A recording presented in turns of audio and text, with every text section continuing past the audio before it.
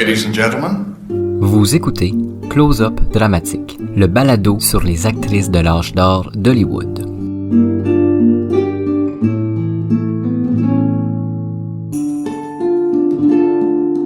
Elle était trop belle pour être de ce monde. Barbara La Marr était obsédée par sa beauté. Elle était prête à tout pour rester la plus belle des actrices de son époque. Cependant, cette obsession de la beauté va la mener à une fin prématurée.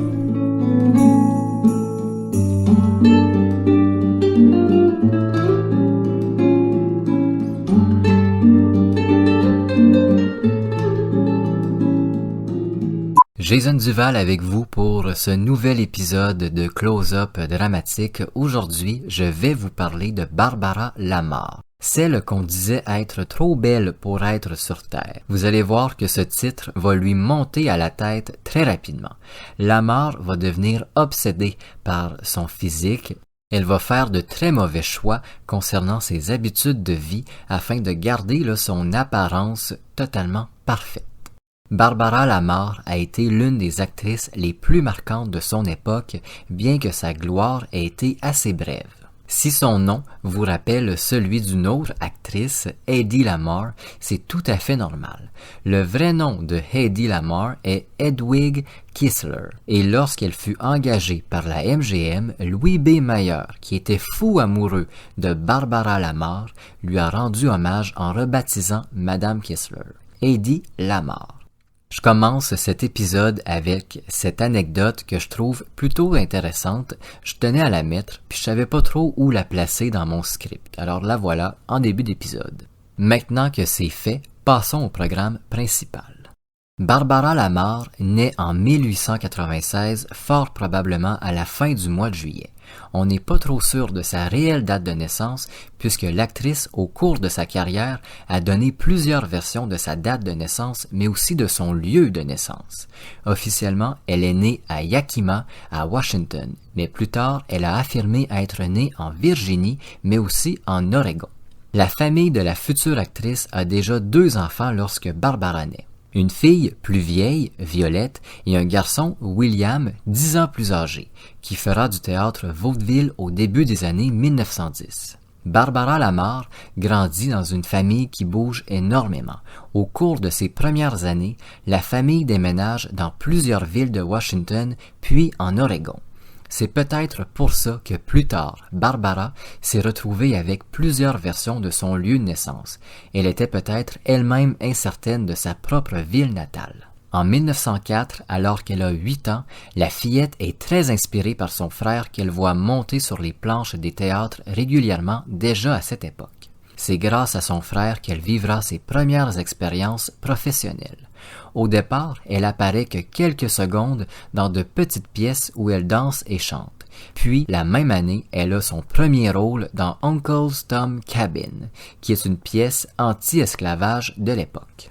Jusqu'en 1910, la petite Barbara La Marr danse et joue dans quelques pièces de théâtre, où elle obtient un beau succès. Elle s'est déjà fait un certain nom avant même qu'elle ait 16 ans. Au début des années 1910 aussi, la famille déménage dans le coin de la Californie afin d'emménager à Los Angeles. La famille espère que William et Barbara pourront progresser dans le milieu artistique. C'est ce qui va se passer d'ailleurs. William va réussir à avoir des rôles dans des pièces plus importantes et Barbara, elle se met à apparaître dans des pièces burlesques. Ici, je parle d'un burlesque humoristique, pas l'art de se déshabiller de façon très érotique. Je trouvais cette précision importante à faire. En janvier 1913, il se passe un incident que je dirais assez cocasse. Violette, la demi-sœur, va emmener Barbara avec elle dans un road trip. Malheureusement, le road trip va pas se passer comme prévu. Les parents n'avaient pas été informés que Barbara et Violette partaient ensemble et savaient encore moins que le mari de Violette était avec elle. Des voisins ont informé les parents qu'ils avaient vu monter leur fille à bord d'une voiture inconnue. La mère des filles va déclarer que sa fille Barbara a été enlevée et une vaste opération de recherche s'est mise en branle. C'est en s'arrêtant dans un commerce que Barbara, Violette et son mari se rendent compte qu'ils avaient provoqué tout un émoi. L'incident s'est bien terminé, ils ont arrangé tout ça, mais ça a impliqué plusieurs policiers. Vous pouvez facilement trouver des articles de l'époque sur cet incident sur le web. D'ailleurs, cet incident va faire connaître le nom de Barbara Lamar à un peu plus de gens. Entre 1913 et 1914, on ne sait pas vraiment ce qu'a fait Lamar, mais on sait qu'elle se marie pour la première fois à un fermier de l'Arizona qui va décéder peu de temps après le mariage. En 1916, elle se marie de nouveau avant de divorcer en 1918. Lorsqu'elle divorce pour la deuxième fois, le nom de Barbara Lamar est un synonyme de futur flamboyant. La femme, qui a à peine 20 ans, est d'une beauté indescriptible en plus d'avoir un certain talent pour le jeu. Son incroyable beauté la préoccupe déjà beaucoup. Elle est bien consciente des critiques très élogieuses au sujet de son apparence et elle compte bien rester parmi les plus belles femmes du milieu artistique. Barbara Lamar, selon son frère William, passerait plusieurs heures à se préparer avant d'entrer en scène ou de sortir. Son poids la préoccupe également, mais c'est juste un détail pour l'instant. Vous allez voir que dans les années 20, ça va devenir un souci fatal pour Barbara. Si, pour le moment, le nom de Barbara Lamar résonne qu'à quelques endroits aux États-Unis, bientôt l'Amérique au complet connaîtra son nom et ses obsessions.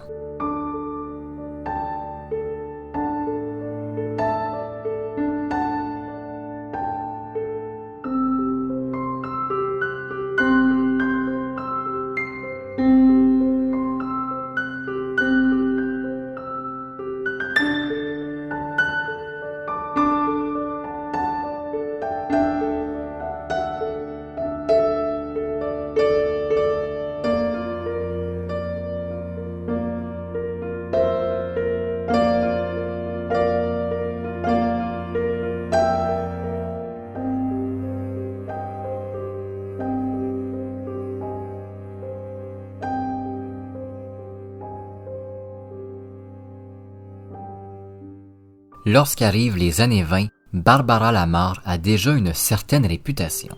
On l'a dit talentueuse pour le cinéma, mais surtout sa très grande beauté fait jaser. Ses photos de presse apparaissent un peu partout alors que Lamar n'a jamais fait de cinéma.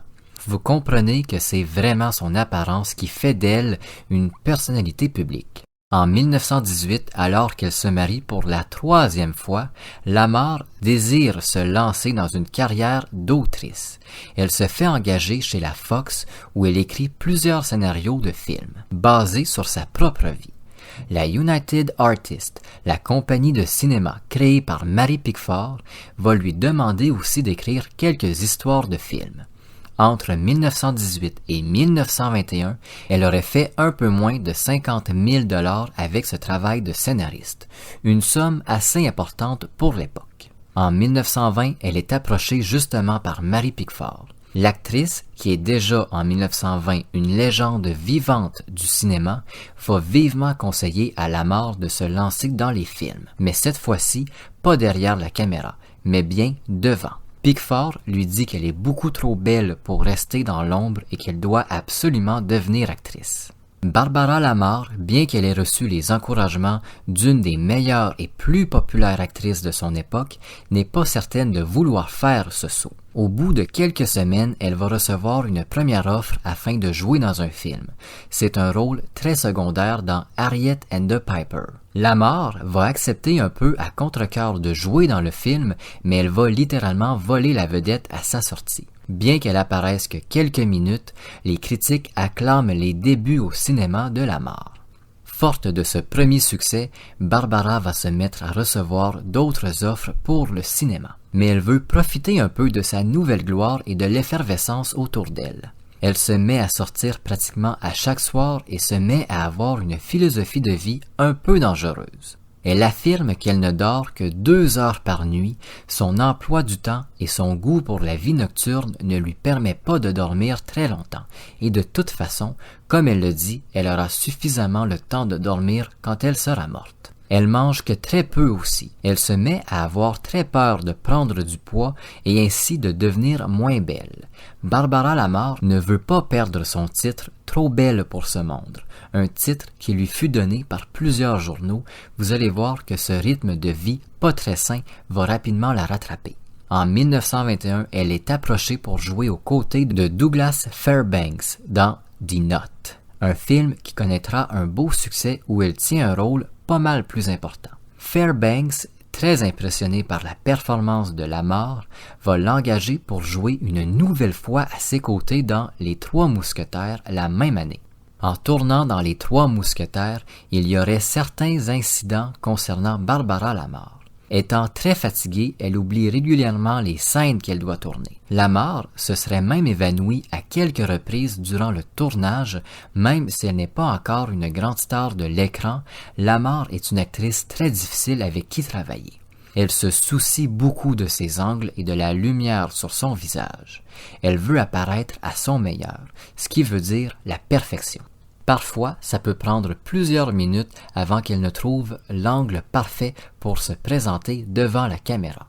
Tout de suite après la sortie du film, le nom de Barbara Lamar est synonyme de beauté et de talent, mais aussi d'obsession de l'apparence. Et dans le milieu du cinéma, on sait que ça peut devenir très dangereux. Entre 1921 et 1924, Barbara Lamar apparaîtra dans 22 films toujours plus gros, plus importants. Elle devient la co-star des plus grands noms de l'époque comme Douglas Fairbanks ou encore Raymond Navarro, pour nommer que ces deux-là. Elle n'a pas de compagnie de cinéma attitrée, elle tourne pour tout le monde qui l'approche, mais elle va surtout jouer dans de très grandes productions de la MGM au cours de sa carrière. Selon plusieurs sources, ce serait parce que le directeur de la MGM, Louis B. Mayer, serait fou amoureux de l'actrice, ce qui fait qu'il pousse un peu pour que les directeurs et producteurs engagent Barbara Lamar. Vous voyez, j'ai même réussi à mettre mon anecdote ici. En 1922, elle donne naissance à un fils, Marvin, qu'elle gardera secret. On n'a jamais su l'identité du père de cet enfant, mais il y a quand même plusieurs rumeurs qui vont jusqu'à dire que ce serait Louis B. Mayer, le père du garçon. C'est juste des rumeurs. Le petit Marvin sera confié à Zazu Pitt, une autre actrice de l'époque et grande amie de Barbara Lamar, puis finalement adoptée pour de vrai après la mort de Lamar. Devenue une star du cinéma, Barbara Lamar est invitée partout. Parfois, elle se rend jusqu'à 3 soirées différentes le même soir. Elle peut passer quelques jours sans dormir et en mangeant que très peu pour garder sa ligne qu'elle dit parfaite. Elle se met à boire énormément au cours de l'année 1923, une habitude qui deviendra rapidement un problème. En 1923, elle divorce de son 3e mari, dans des circonstances assez complexes. On ne connaît pas vraiment les raisons du divorce, mais plusieurs rumeurs de l'époque racontent que Lamar ne serait pas très fidèle. Son mari aurait également beaucoup de misère avec le style de vie que mène sa femme, ne rentrant pas toujours à leur somptueuse maison de Los Angeles pendant parfois plusieurs jours sans donner de nouvelles. Si tout ça est vrai, ça doit vraiment être difficile de vivre avec une personne toujours sur le party, comme on dit en bon québécois. Le 3e divorce de Barbara Lamar fait beaucoup jaser dans la presse et toutes ces rumeurs aussi. Dans le but de faire oublier toute l'affaire du divorce, la MGM va organiser une campagne publicitaire autour de l'actrice. Ils vont sortir plusieurs photos magnifiques de la femme, puis quelques jours après, la MGM va raconter que l'actrice a été arrêtée pour trop de beauté sur la voie publique. Une campagne publicitaire risquée, mais qui va dépasser les attentes. Les amateurs de cinéma se pressent dans les salles afin de voir celle qu'on dit « trop belle pour ce monde ». Chacune de ses apparitions publiques est remarquée, les hommes la désirent et les femmes la jalousent, mais l'aiment quand même. Barbara Lamar devient une source de revenus énorme pour le cinéma. On va même jusqu'à dire que certaines personnes perdent connaissance en voyant l'actrice à l'écran. En 1924, elle tourne dans My Name is Woman, un film qui connaîtra un beau succès. Par contre, le tournage est plus que difficile. Lamar est extrêmement capricieuse avec l'équipe technique et s'absente très souvent afin de retrouver son calme. Ses problèmes d'alcool causent plusieurs retards aussi, puisqu'elle arrive régulièrement loin d'être en état de tourner. Elle sentirait l'alcool à des kilomètres, raconte Irvin Thalberg, l'un des producteurs. Lorsque Lamar arrive alcoolisée, ils n'ont d'autre choix que de la retourner chez elle, dans l'espoir qu'elle reviendra le lendemain dans un bon état. La même année, elle tourne dans Sandra, un drame, qu'elle a aussi coécrit. Malheureusement pour l'actrice qui voit son nom pour la première fois écrit en grosses lettres au générique, le film est un fiasco. Je pense que l'histoire est un peu trop avant-gardiste pour l'époque. C'est l'histoire d'une femme qui vit avec un trouble de la personnalité qui l'empêche de bien vivre sa vie. Si on se replonge en 1924, les maladies mentales et les différents troubles de ce genre étaient pas très bien vus. Durant le tournage de Sandra, l'état physique et mental de Barbara Lamar inquiète énormément son entourage. En plus de dormir que très peu, l'actrice passe désormais plusieurs jours sans manger, ni boire autre chose que de l'alcool. Selon Sherry Schneider, la biographe officielle de Barbara Lamar, elle aurait commencé à prendre des drogues très dures afin d'assurer un niveau d'énergie assez fort. Elle serait dépendante de l'héroïne, mais aussi de la morphine qui l'aiderait à endurer certaines douleurs au dos et à une cheville.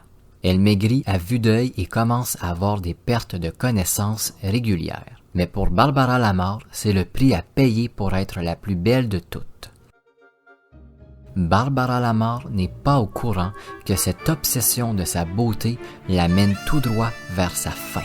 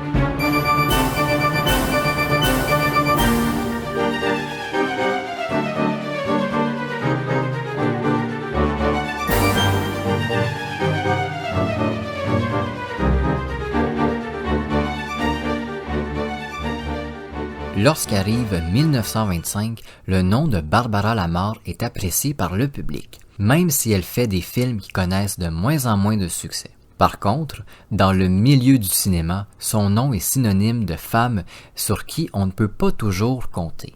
Ses problèmes d'alcool nuisent de plus en plus à sa vie professionnelle. Son mode de vie, qui est de vivre à 1000 à l'heure, l'empêche d'être dans un état optimal pour bien tourner ses films. Les producteurs l'engagent de moins en moins et peu à peu, Barbara Lamar devient plus une personnalité publique reconnue pour sa beauté que pour ses talents d'actrice.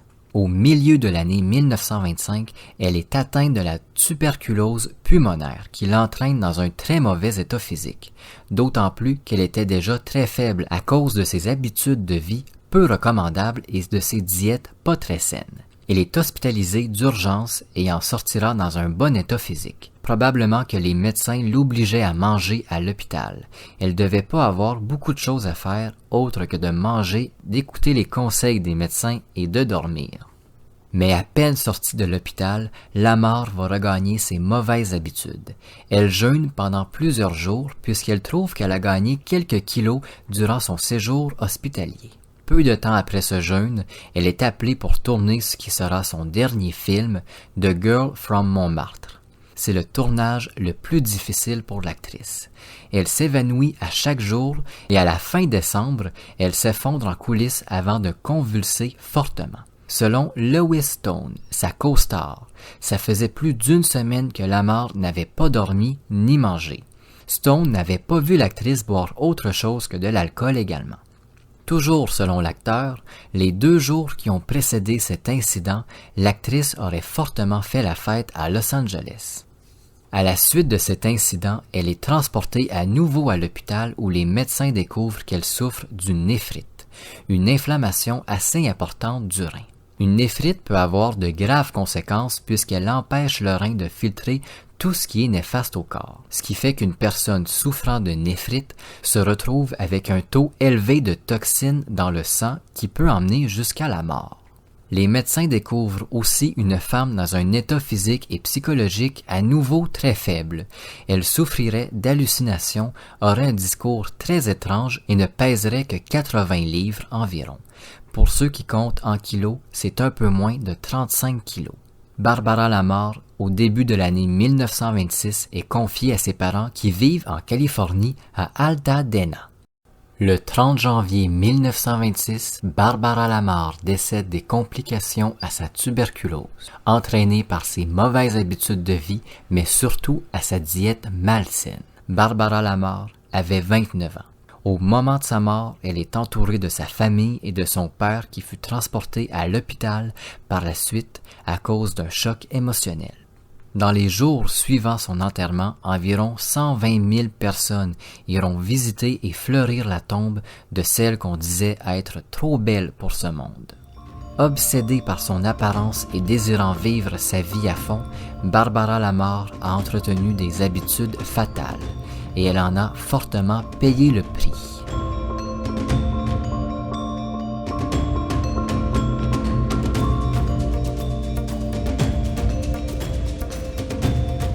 Merci d'avoir écouté Close Up Dramatique. On se retrouve très bientôt pour un nouvel épisode.